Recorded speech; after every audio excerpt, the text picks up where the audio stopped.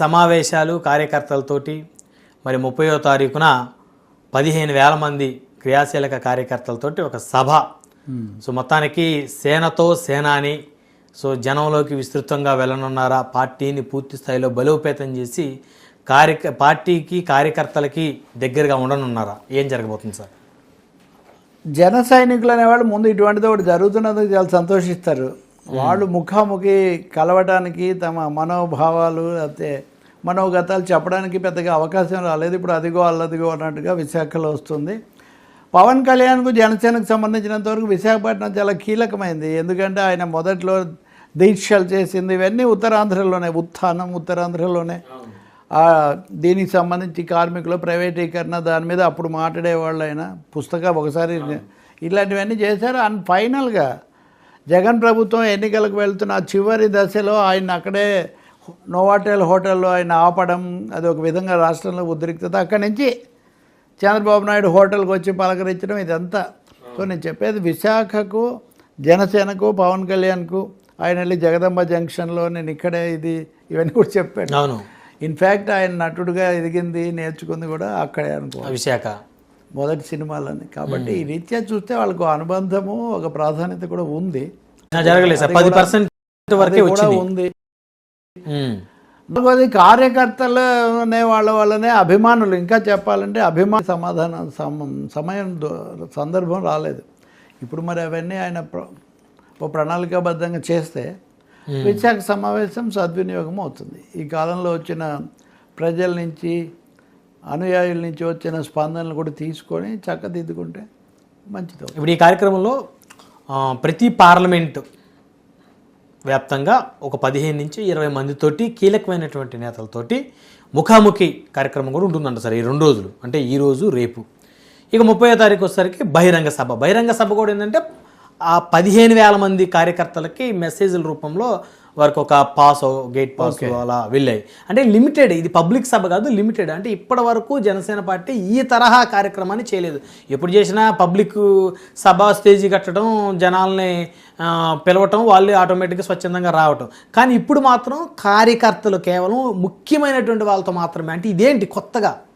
మంచిదే. ఇప్పుడు ప్రజాభిమానం చాలా ఎక్కువగా ఉండి, లేకపోతే ఎన్నికలప్పుడు ఓట్లు అందరూ వేస్తారు. బహిరంగ సభలు అంటే కూడా ఎవరైనా వస్తారు, మీరు వెళ్తారు, నేను ఇంకొకైనా, అందరూ వెళ్తారు.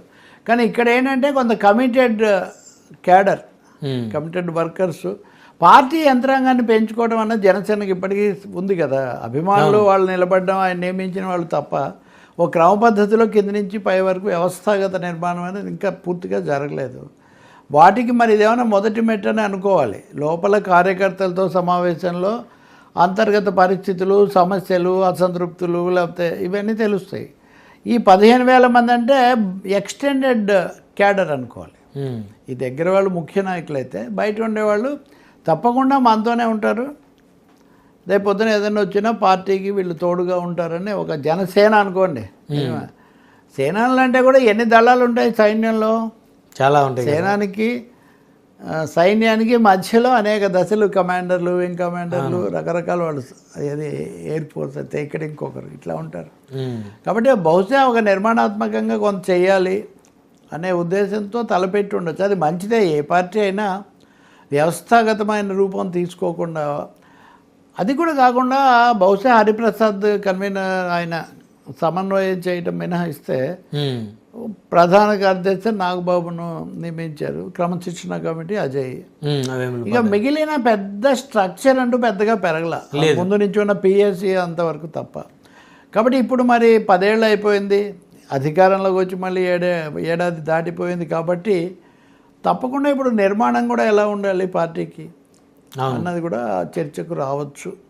ఈ పదవులకు సంబంధించిన అసంతృప్తులు, అంటే మన వల్లే ఈ ప్రభుత్వం వచ్చిందనేంత ఉత్సాహం ఒకవైపు, మన వల్ల వచ్చినా మనకేం దక్కింది అనేటటువంటి సవాలు ఇంకొక వైపు,